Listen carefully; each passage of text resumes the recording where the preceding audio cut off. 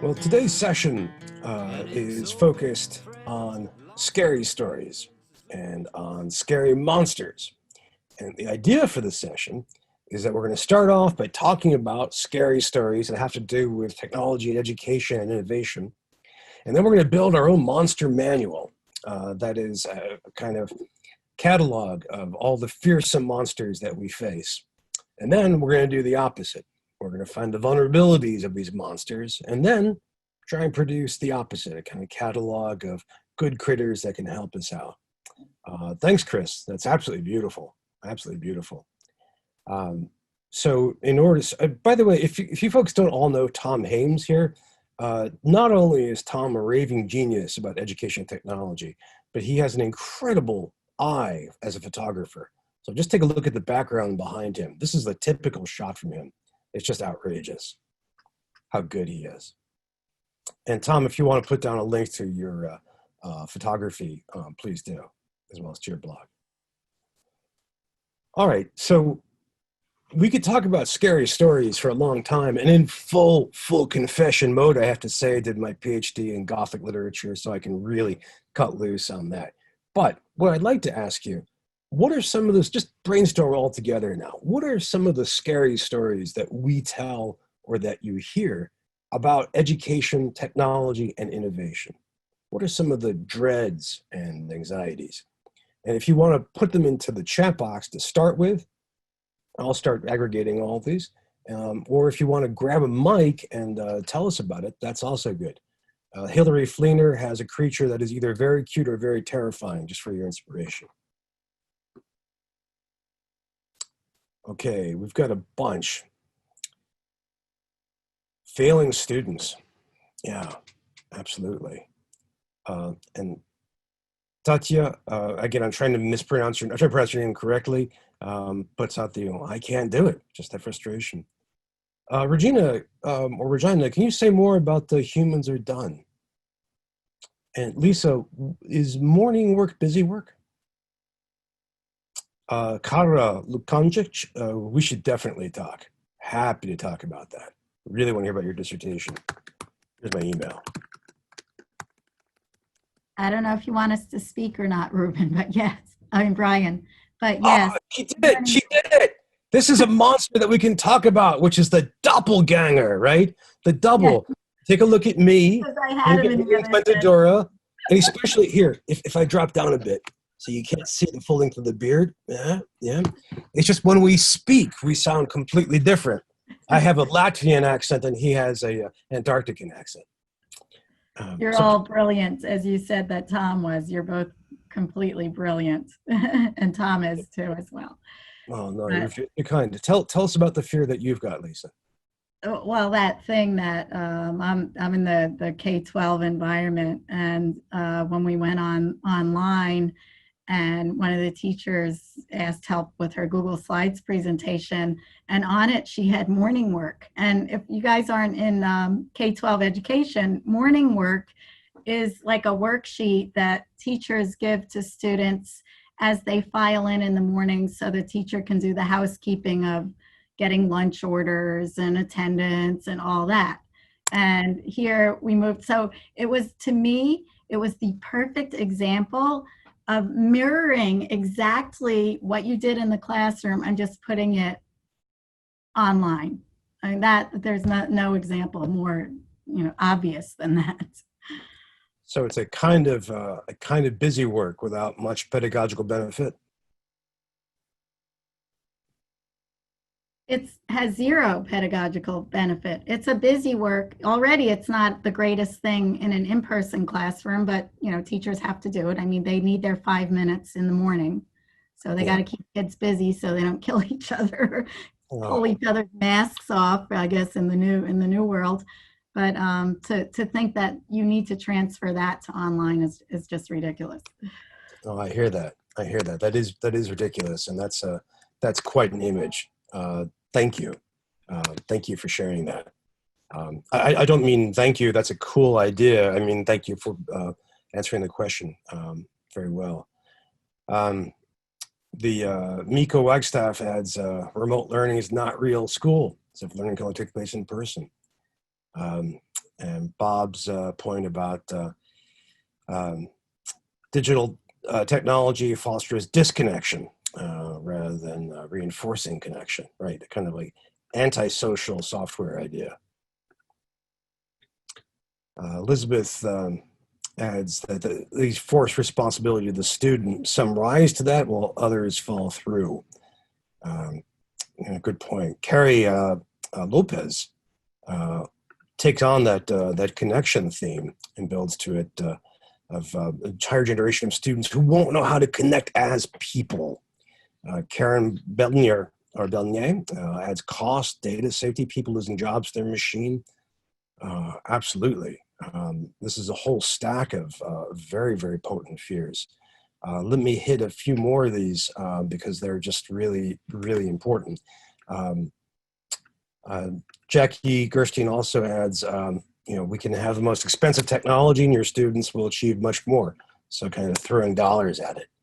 And then we have fatigue and dread.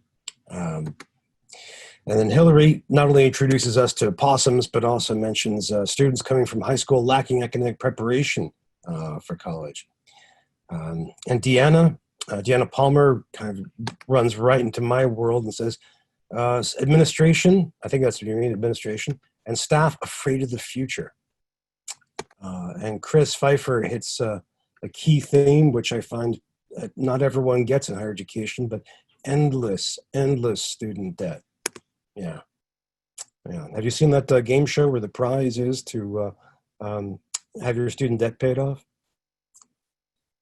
Maya has a lack of imagination.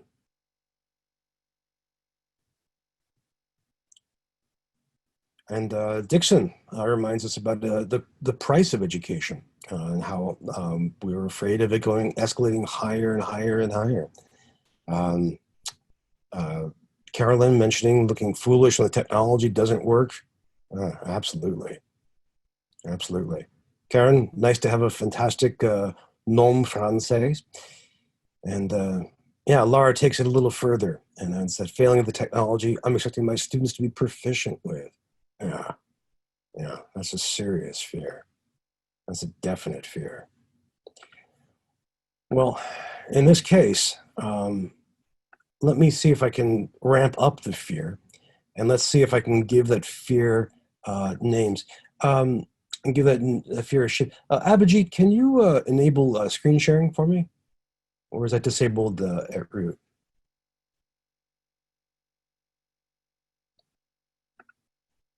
Haha, he's done it. I have the power. Thank you, sir. Thank you.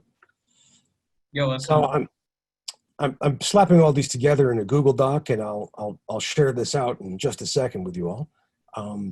But the form I wanted you to give, now that you're all thinking about the fears, is of particular characters and stories.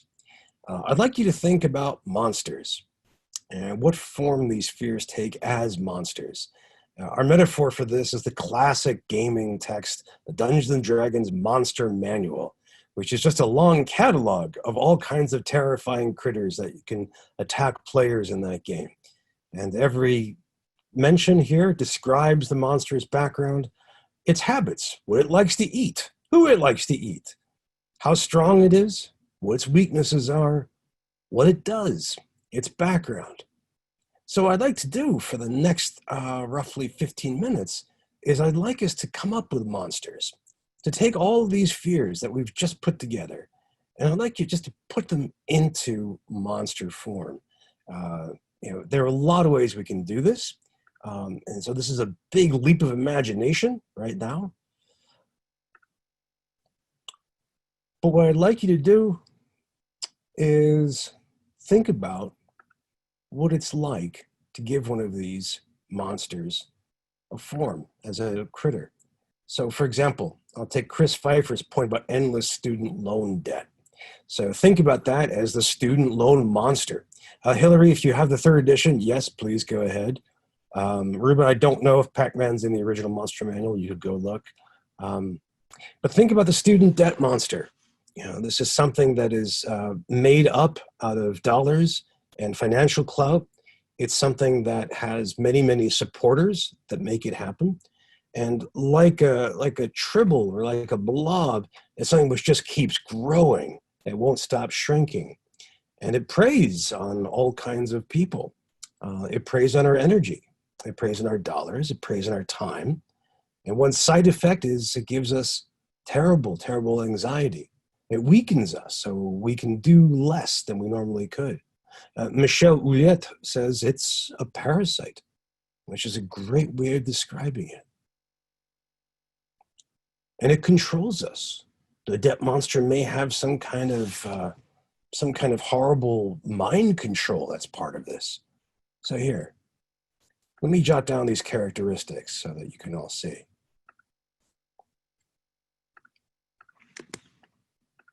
So we have the endless student debt monster. Parasite. Mind control. Trains characters. It's not hidden. It's completely in the open. Who supports it? Who are the allies of the debt monster? Who keeps it going?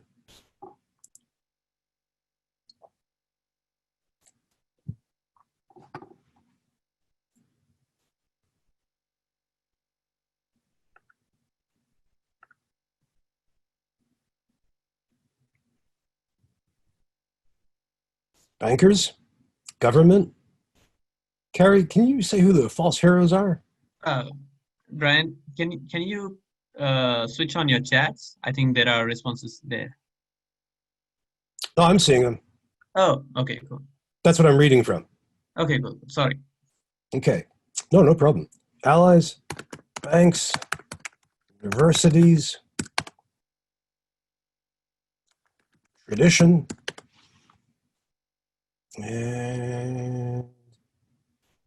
and government. Yeah. Elizabeth, do you see the cost to benefit ratio as an ally or some other feature of this, or is it a vulnerability? I see it as a gnawing tumor in anyone's brain. You know, is this going to get me where I want to go? Am I spending $30,000 a year for, you know, a lifetime of this and that? So I'm not sure how to answer that other than I see it as a tumor. That as a tumor then. Yeah.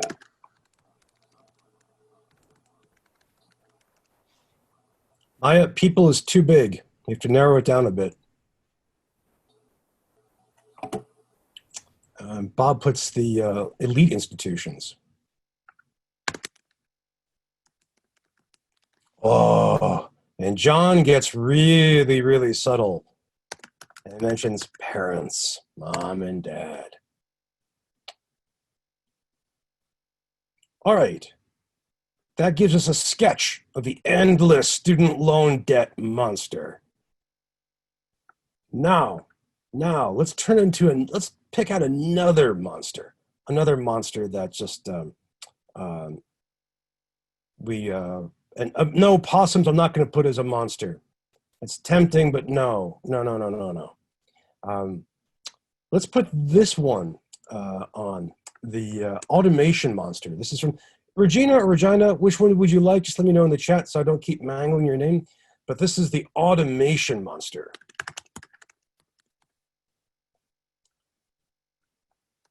This is the fear that our bodies will be replaced by robots and our brains exceeded by AI. And put those together as one thing. So how does the automation monster work? What does it look like? Is it a parasite? How does it act? What are its powers? How does it hit us? J.E. puts the Borg.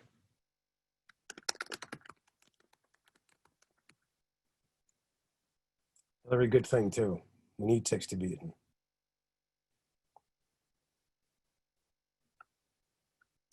Thank you, Regina.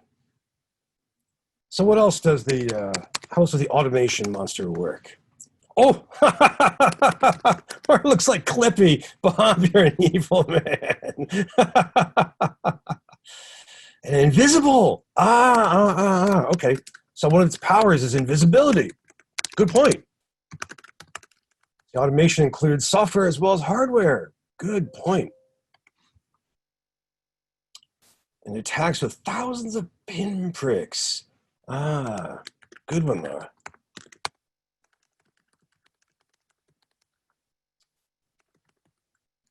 Lisa, can you say just a bit more about taking away free thought? I want to put that in, but I want to make sure I get it right. Ah, so Michelle puts on ally administration. Michelle, do you mean campus administration or governmental administration? John puts down the bias of AI. Oh, good. Thank you, Michelle. Thank you, Michelle. Campus administration. Makes decisions for us. Kind of mind control, that decision making. Ah, it produces spreadsheets. Yes.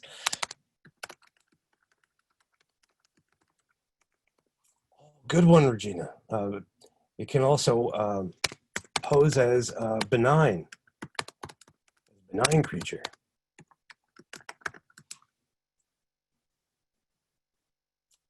Oh, reduced accountability for flexibility. Good point.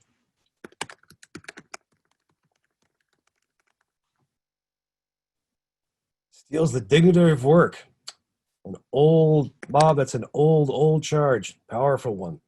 Think about steam shovel, right?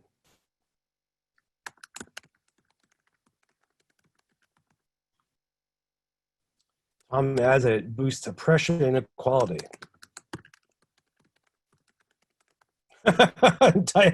Long meetings. Riddle. Dixon, that's wonderful. To mention this. We want to come back to this, Dixon. We want to come back to this. That we can turn automation into one of the heroes. So I want to put that out. Dixon, I want to come back to that, okay? So glad you're ahead of this. So I'm going to put that down here just to get back to.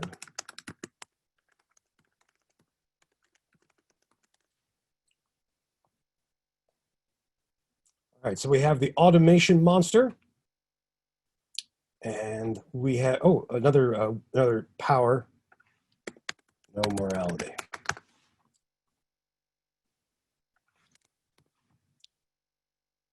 Let's try one more monster. And rather than let me paw through this and pick one out for you, what's a monster that occurs to you right now? Just thinking about our conversation. What's another monster that faces us as we think about innovation and technology and education? I like the one that was about the collaboration and how faculty don't want to collaborate. I don't know if that's a monster, but it certainly feels that way in my program. How would that work? So it would be the an isolation? Oh, Carrie got it. The monster of the silo. That's beautiful. Okay. The silo monster. And we know what it looks like, right? Big old silo. Well, let's tell us about the silo monster. How does it work? What are its powers? What are its attacks? What are its weaknesses? Who are its allies? Oh, many silos. Good point. Many. It hides into your bed. Yes. Separates people. Attacks risk. Well defended.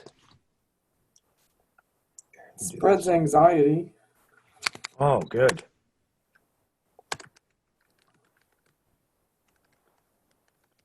Blocks other points of view.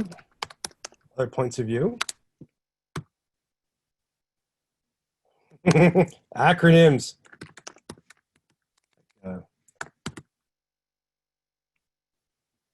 Fees on line item budgets.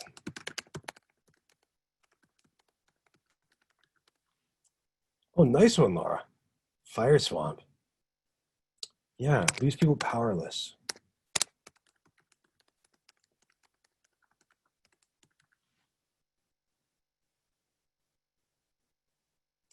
Regina points out his allies include many alliances in a maze.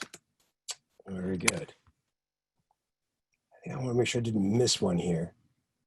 The grains inside suck up innovation and creativity. Yeah, nice, Deanna. Nice.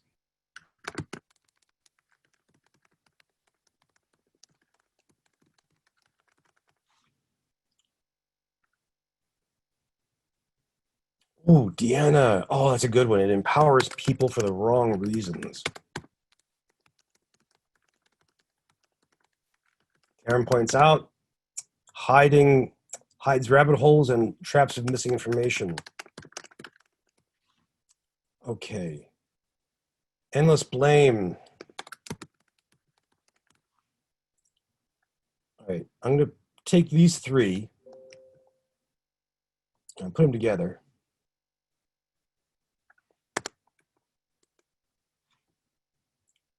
So we've got the endless silo.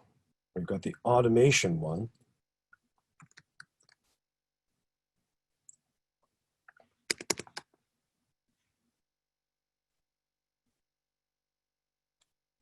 It encourages prejudice. Add that.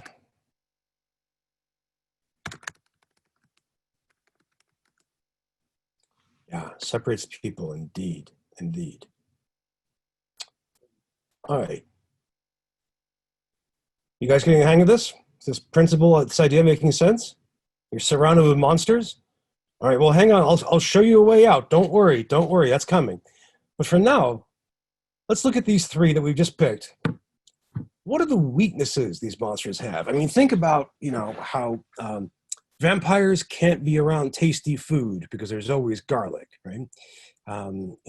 We can get rid of werewolves with, the right kind of ammunition. We can defeat any monster at any point, as long as we know its weaknesses.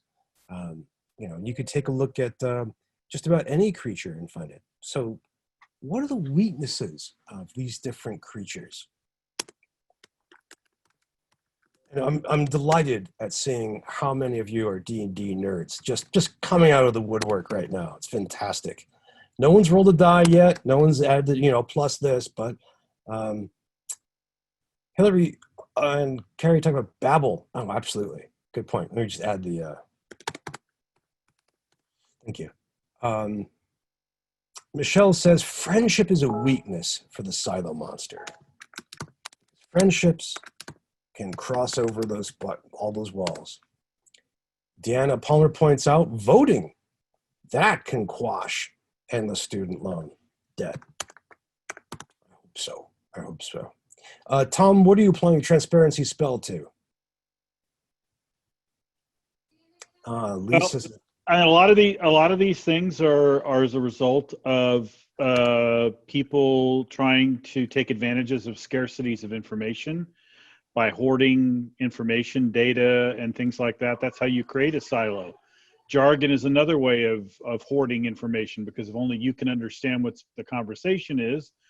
In Germany, there's a thing called akademisches Deutsch, which Yeah. is one of the prima facie examples of talking amongst yourselves only. So yeah, transparency. I mean, the extent that you can make information accessible and visible tends to kill a lot of demons. It does. Thank you. I just added transparency to all of these. Thank you. Abhijit adds open source education against student loan debt. Abhijit, can I add OER to that too? Sure. And Bob mentions wicked problems. Yeah, because wicked problems cross silo boundaries.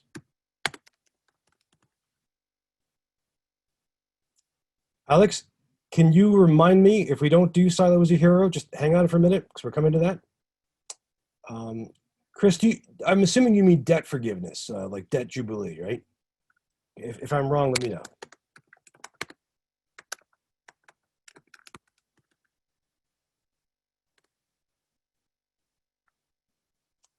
Alex points out corporate partnerships. Yeah, when we're talking about weaknesses, that doesn't necessarily mean something that we love. We're talking here just in terms of tactics. Elizabeth, what's a roadblock to student understanding? What's that in response to? I don't want to miss your point there. Thank you, Tom. Oh, I please go ahead. think that what happens, particularly in the silo part here, the silo monster, and maybe automation, but there comes a point where sometimes the students just aren't moving forward, and if what's being done in the past is not helping them move forward, over time there's got to be some kind of break, and that's what then causes people to start sharing new ideas. This sounds kind of complex, but basically, you know, if over and over again you're trying the same old, and it's not working, then we have to come to some other decision, and that has to be shared thought. I mean, I think you have to bring it out and to the open. It's not always received well. It's certainly a part, it sort of is part of the attack, but on another level, it's if over the course of a couple of times it's just not working, that becomes a weakness, and people have to start listening to each other. So maybe there's another word that means that's easier to think of. I just jotted down like a sequence here under Yeah. Silo Monster, and see if that works. Starting with roadblocks, because I think that's really brilliant. I like the way you take the problem of a roadblock and turn that into a strength. Yeah, I think that works for me. Good, thank you. Michelle points out honoring the individual. So, you know, drawing out individual depth and individual identity.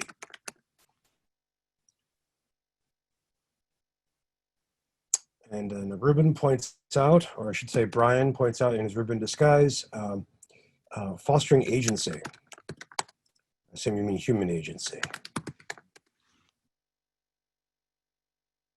And Hillary adds that human relationships are another weakness, or part that automation can miss. Alexander Halavey, which is susceptible to student-centered design? Thank you, Jean.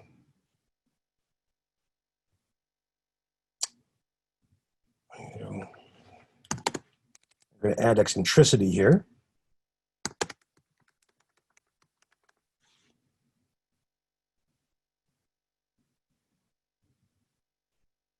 Oh, Abhijit points out multidisciplinary courses. Very good. Very good. There.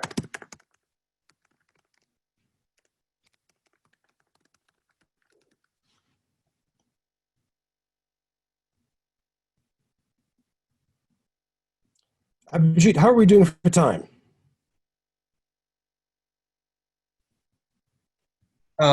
We have around 17 minutes. Very good. All right. Thank you. And again, to wrap off these weaknesses, Elizabeth points out sharing personal stories and challenges. That's very dear to me, Elizabeth. I appreciate that. That's often, for me, the heart of storytelling.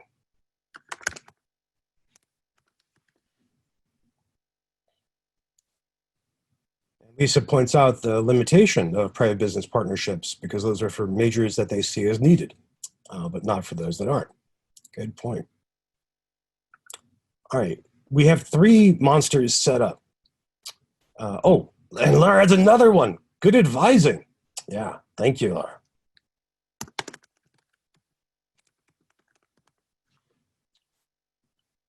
Well, it looks like we've got 3 creatures that we can understand now. These are named. We can draw them. And if anyone wants to share a sketch, let me know. What I'd like to do now is turn these around.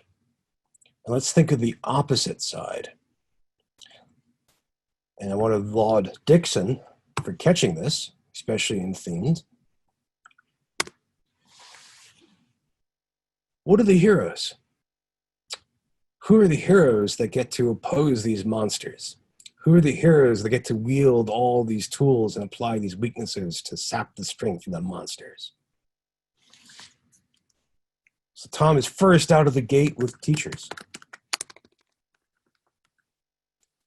Kara, I need a noun with that if possible. Interdisciplinary. Oh, I'm sorry, it is a noun. I misread it. Sorry, Kara. Interdisciplinarity.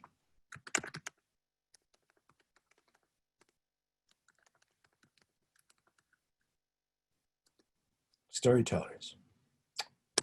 Deanna adds parents for traditional age students. Staff. Lisa adds activists. Practicality. Practicality. That's a fascinating one, Laura. Bob adds dreamers. Tom, thank you for mentioning students and calling them learners. And Karen goes further, calls them empowered learners. Lisa adds observers. Deanna, there's a lot of government. Let me put this up here now. Just I'll put it in parentheses right now. That's when the Cambly. Scholarships.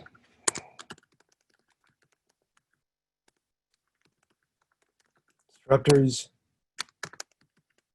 Free and open, sorry, I'm putting free and open source software developers from Hillary. Education in the wild. Thank you, Abergy. Innovators. Yeah. Oh, shit. Alex, like cowboys, are you just thinking about the cowboy attitude?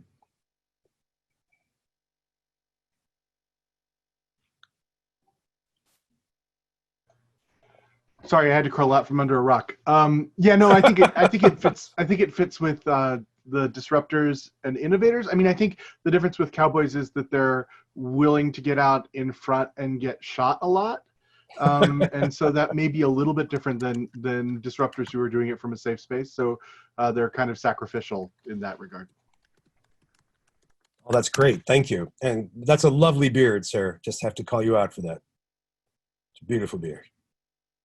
Everyone always says I need to use you as a role model, so I'm trying to catch up, but it's not going to happen. Oh, no, it's glorious. It's glorious. It fits your head and your face very, very nicely. Tom points out you can tell the pioneers from the arrows in their backs. Yeah. Stacy adds, people telling thoughtful stories using data. Good point. And Hillary adds open education resource creators. Put that near FOSS, but it's different. Deanna, say more about the bad things and bad people.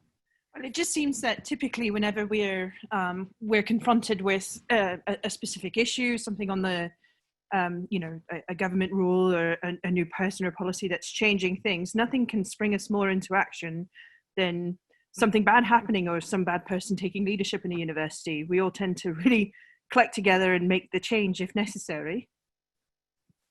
That's really, really interesting. That's very, very interesting. Again, here, I'll put bad people as spurs, if we can follow the cowboy theme, or anti-heroes. What they provoke. Thank you. Elizabeth, thank you for adding career centers. And Karen added the question, or a practice of asking questions. Always dangerous, always dangerous. Laura has a good paragraph. A friend once said that the word theoretically is too often used to mean how I wish things were. And so if we're all more practical about what students, learners need to grow and create successful lives and careers, we and they will be better off. Another good practice. Thank you. Hillary Elizabeth, is there a word, a generic term that encompasses tutoring centers, quantitative literacy centers, writing centers, career centers? I've been trying to call them paracurricular units, but I don't know what else to call them. And Chris adds mentors. Thank you.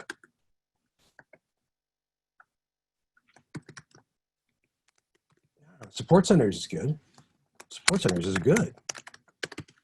Thank you. All right, Bob, got to explain what head quote quarters means.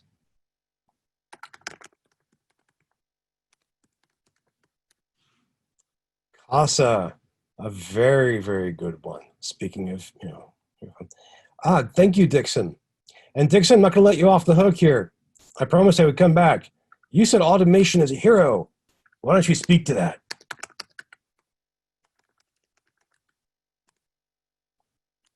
If you can't speak to it for technological reasons, just jot something down in the chat and I can read it out.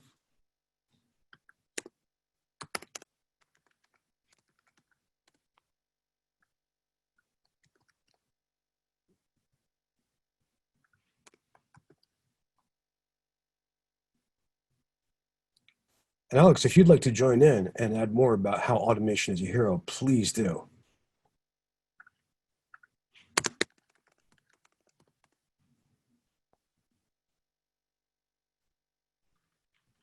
As a blogger, Deanna, I thank you. Tom links to a really, really extraordinary article by Donella Meadows that I really recommend reading about how to adjust and intervene in a system. It's a very subtle and deep piece, and I find very few people know it. I really recommend it. Okay, so Dixon points out that good automation can make things more efficient for large audiences. So let me just get into that here. Efficiency at scale.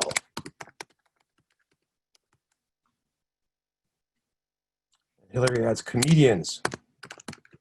Indeed. Gestures do have that kind of power. And Chris points out they can free people from the chains of bad process.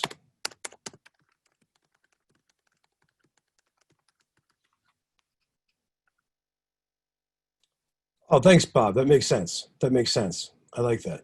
I like that. I'll put that under centers here.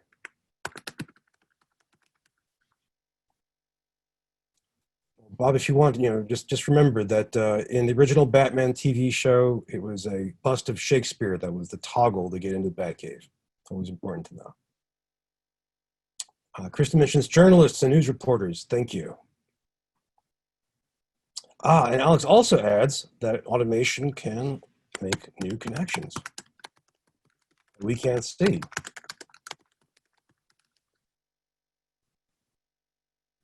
And Kara points out that it can also free us up to spend more time with students.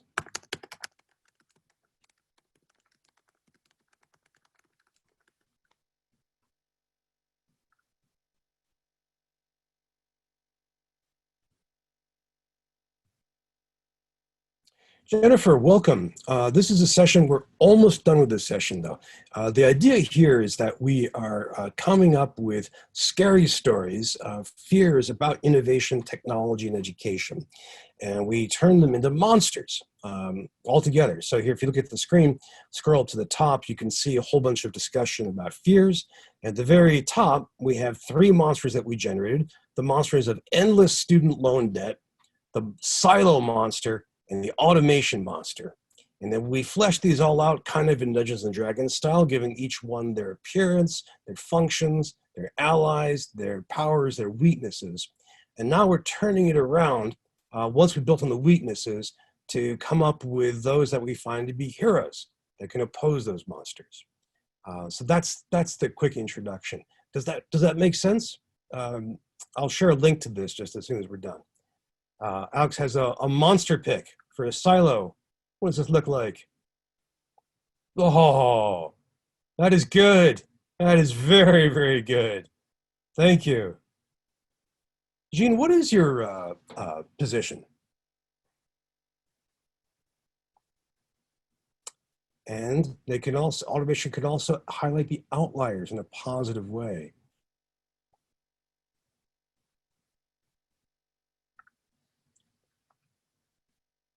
And just add this here.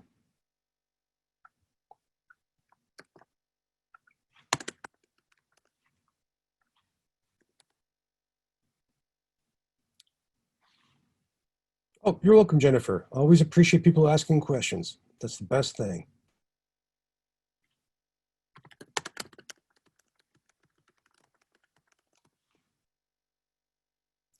Jennifer, in terms of automation, we're talking specifically about robotics and AI earlier.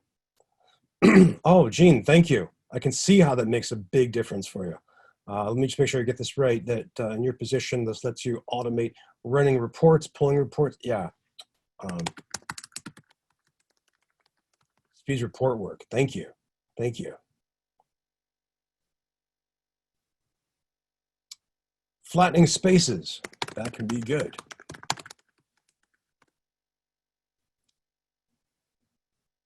And automation. Yes, Daleks are there. Automation allows us to think why instead of how. Nice, Deanna. Nice. That's again a kind of liberatory feature. Dixon, I'm so glad you raised this. And Hillary also adds just analyze lots of information. Huge heaps of information. A monster and a hero.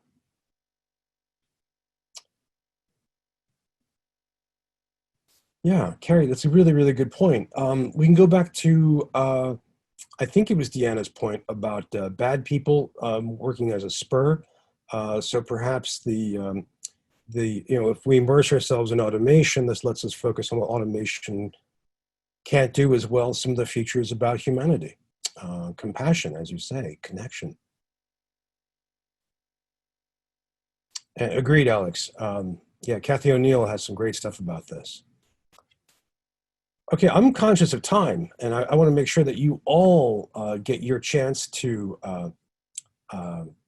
say your last words. But first, let me just grab that silo and add it to the silo monster picture so we can all see what it looks like. There we go. And Hillary, with great wisdom, says, indeed, humans can also be monsters for silos. All of these monsters are made by or of humans. Yeah, indeed, Regina, indeed. I love where this conversation is going. I love where this is taking us. Kara wants us to have the dog educate. All who oppose the Daleks must be educated. Very good. Very, very good. If I'm right, Abhijit, we have, do we have 12 minutes or 2 minutes left? 2 minutes left. Well, if we have 2 minutes left, Yeah. let me ask you, I'm sorry? Yeah, we have 2 minutes left. I will end this on time. So let me, Tom adds the pogo line. We've stared into the faces of our monsters and seen that they are us, as are our heroes. I hope this exercise was entertaining. I hope it unleashed your imaginations and let you play. But I also hope it was illuminating and interesting. I hope it gave you some ways of thinking about all of this. And above all, in a scary time, I hope it gave you some information. That's why I wanted to end on heroes and what we can all do. Thank you all. Hillary, I hope the rest of your day is good. Thank you. Thank you. Lisa, go out, slay those monsters. Get rid of those silos, break them down, smash the Borg. Thank you all. But before I say goodbye, let me just quickly, Kara, definitely I need to hear from you. Let me just quickly share the link to this and make sure that you all can edit it as well. Let's see, hang on, editor, copy link, and see if this works for you all. Elizabeth, okay, this is one last point, then just a literary point here. This is so important from Elizabeth.